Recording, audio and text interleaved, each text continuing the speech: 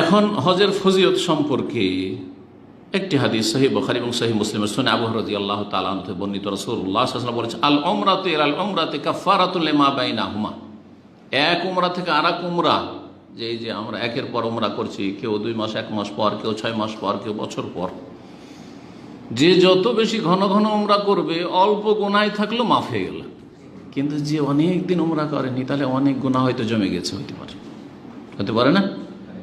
এক উমরা থেকে আরেক উমরার মাঝে যে গুনাহগুলি হবে সেগুলির মোচনকারী, কাফারাতুন মোচনকারী হয়ে যাবে এই উমরা, এই দুটো উমরা। ওয়াল হজ্জুল মাবরুর লাইসা লাহু জাযাউন ইল্লাল জান্নাহ। আর হজ যদি মাবরুর মকবুল হয়, মাবরুর বিররুন থেকে, যেই হজে নেকি আর নেকি হয়েছে, যেখানে কোনো লা ইউখালিতুহু ইসমুন ওয়ালা কাতিয়া, যেই হজের সফরে শুরু থেকে শেষ পর্যন্ত এবং হজের সাথে যেসব সম্পর্কিত বিষয় রয়েছে সেই ক্ষেত্রে কোনো গুনাহ হয়নি এবং কারো সাথে আত্মীয়তার সম্পর্ক বিচ্ছিন্ন হয়নি, ঝগড়া বিবাদ করেনি, কোনো গুনাহ এক কথায় লিপ্ত হয়নি। ফামান ফারাদাল হজ্জা ফালা রাফাসা ওয়ালা ফুসুকা ওয়ালা জিদালা ফিল হজ্জ। হজ যখন শুরু করে দেবেন, নিজের উপর ফরজ করে নিলেন, মানে হজে প্রবেশ করে গেছেন, ইহরাম শুরু করে দিয়েছেন, ফালা রাফাস, যৌন সম্পর্কীয় কোনো আলাপ, এহরাম অবস্থায় স্ত্রীর সাথে রসিকতা করছেন। আরে বেগানা তো সবসময় হারাম, কিন্তু স্ত্রীর সাথেও কথা বলবেন সংযতভাবে এহরাম অবস্থায়। এহরাম শেষ, এহরামের আগে, এহরামের পরে হালাল নেই, অসুবিধা নেই। ফালা রাফাস, যৌন সম্পর্কে কোনো কথা কাজ নেই।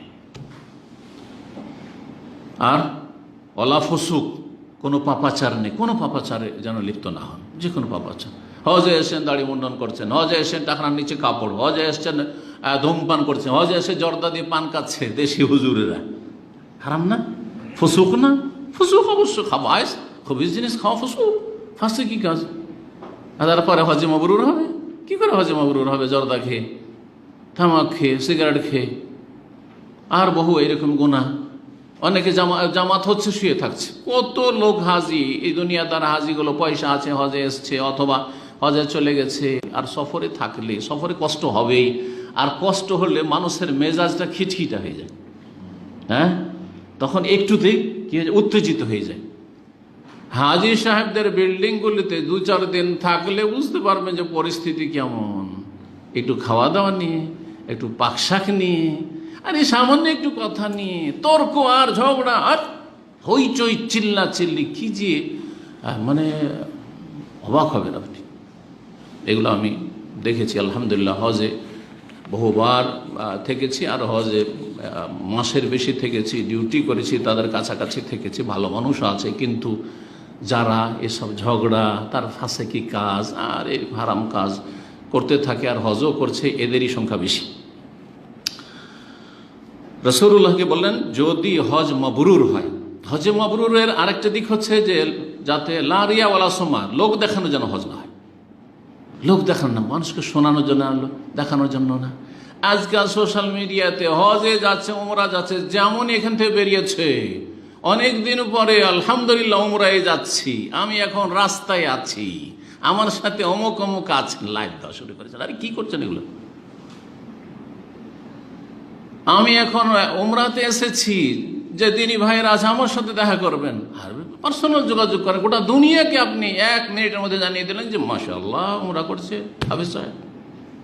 কেন এত লোক দেখানো নিয়ত কেন? শয়তান তো ওইখান দিয়ে ছিদ্র রাস্তাগুলি তো শয়তান খুঁজে, শয়তান যে কত রাস্তা এরকম বের করে। তোকে মাজার পূজা করাইতে পারলাম না, তোকে তো মূর্তি পূজা তো করাইতেই পারবো না, তোকে তো এইটা করাইতে পারলাম না, তুই তো মাশাআল্লাহ দাড়িওয়ালা মানুষ, তুই তো জেনা ব্যভিচার কাছে যাবি না, তুই তো ব্লু ফিল্মে দেখবি না, তো তোর মধ্যে কি ঢুকিয়ে দেবো?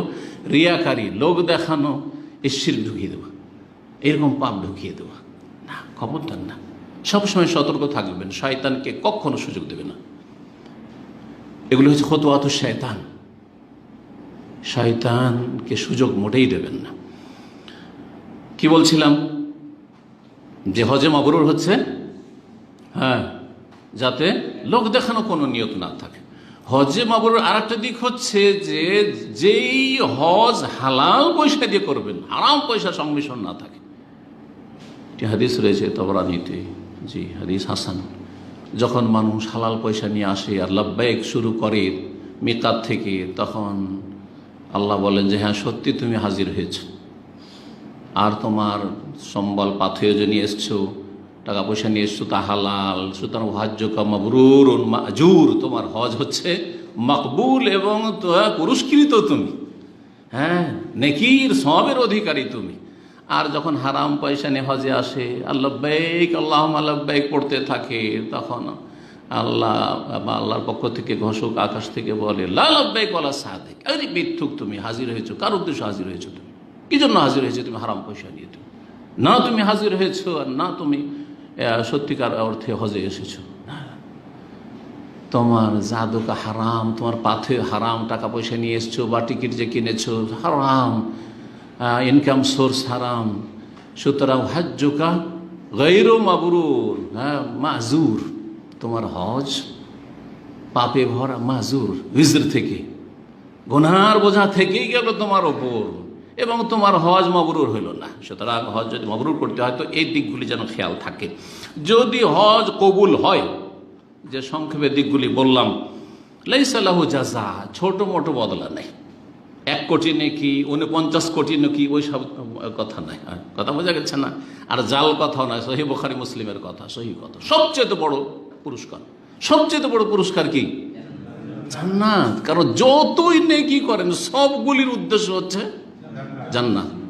কালিমা পড়েছি জান্নাতের জন্য, 5 ওয়াক্ত সালাত পড়েছে জান্নাতের জন্য, কেউ তাহাজ্জুদ পড়ছে জান্নাতের জন্য, ইশরাক সালাতুদ দোয়া পড়েছেন জান্নাতের জন্য, জুম্মা পড়লেন জান্নাতের জন্য, সাদকা খায়রাত করেছেন জান্নাতের জন্য, যাকাত দিচ্ছেন জান্নাতের জন্য, সবই জান্নাত যাওয়ার জন্য, সবগুলি উদ্দেশ্য শুধু জান্নাত।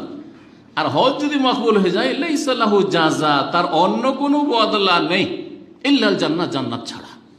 হাসিল, আসল গন্তব্যে পৌঁছে গেলে তুমি। আল্লাহ রাব্বুল আলামিন আমাদের হজগুলিকে যেন কবুল করেন।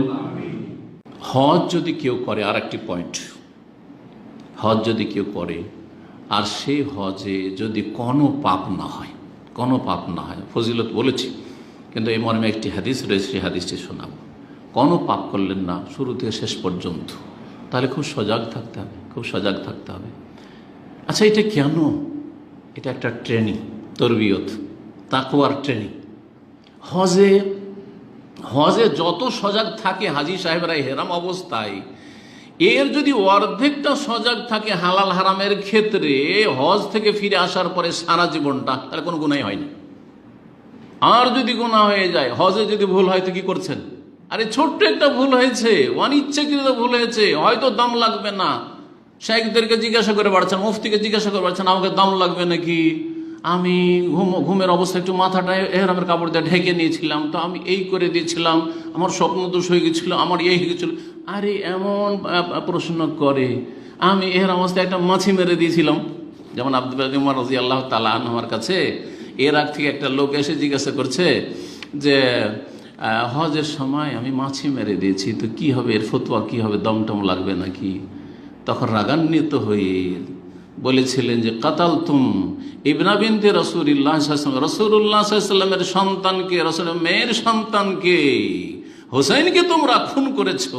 এরা তো লোকের খুন করেছিল, যেই তারাই গাদ্দারি করেছিল, তারাই ডেকে, তারা ডাকলো আর তারাই অসহায় ছেড়ে দিল করবলায়।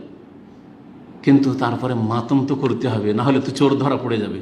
চোর চুরি করার পরে, খুন করার পরে, হ্যাঁ গ্রামের খুনি যদি হয় বা আত্মীয় খুনি হয়, তো সেই দাবি করে বসে যে আমার লোককে কে খুন করেছে, বিচার চাই সরকারের কাছে। বুঝছেন না? এই হয়েছে শিয়াদের অবস্থা, রাফিজদের অবস্থা। তোমরা নবীর সন্তানকে খুন করেছো, তখন তোমার এই মাসলার ফতোয়া জিজ্ঞাসা করা লাগেনি। আর একটা মাছি মেরেছো এহরামের অবস্থায় ফতোয়া জিজ্ঞেস করছো। তো আজকাল অধিকাংশ হাজিদের অবস্থা কিন্তু এরকম। হজের মশাই, ও আমি একটু চিরুনি করছিলাম, একটা চুল পড়ে গেছে, তো কি হবে, আমাকে কি দম দিতে হবে নাকি? চুলটা হাতে করে নিয়ে চলেছে, আমার সাথে এরকম ঘটেছে, একটা চুল আমার পড়ে গেছে, তাহলে কি দম দিতে হবে? আর এইদিকে এসে সুদ খাচ্ছে, ঘুষ খাচ্ছে, ফজর ছাড়ছে, হারাম ইনকাম করছে, আদম ব্যবসা করছে, মানুষের জুলম অত্যাচার করছে, ভিসার ব্যবসা করছে, কত রকমের নাজায়েজ আর আইন বিরোধী কাজ করছে, করেই যাচ্ছে। না আকীদা ঠিক আছে, না ইবাদত বিশুদ্ধ আছে, না আখলাক চরিত্র হালাল হারামের কোনো তমিজ আছে। তাহলে কি ট্রেনিং করে আসলেন? হজ এহরামের অবস্থা, এটা নিষেধ, ওইটা নিষেধ, এটা নিষেধ, ওইটা নিষেধ, এটা চলবে না, ওইটা চলবে না, এর মাধ্যমে ট্রেনিং, তোমার কন্ট্রোলের জন্য প্রশিক্ষণ। এইভাবে সারা জীবনটাকে চালাতে হবে। আল্লাহ যদি পা উঠাইতে বলেছেন উঠাবো, থামতে বলেছেন থামবো। জি, যেখানে অনুমতি নেই এক কদম বাড়াবো না, যেখানে অনুমতি আছে জানবো যে হ্যাঁ অনুমতি আছে, তখন কদম বাড়াবো। এটার নাম হচ্ছে ইসলামী জীবন। এই তরবিয়ত হজ থেকে যে নিয়ে আসতে পারলো সে সার্থক এবং তার হজ সত্যিকার অর্থে মবরুর।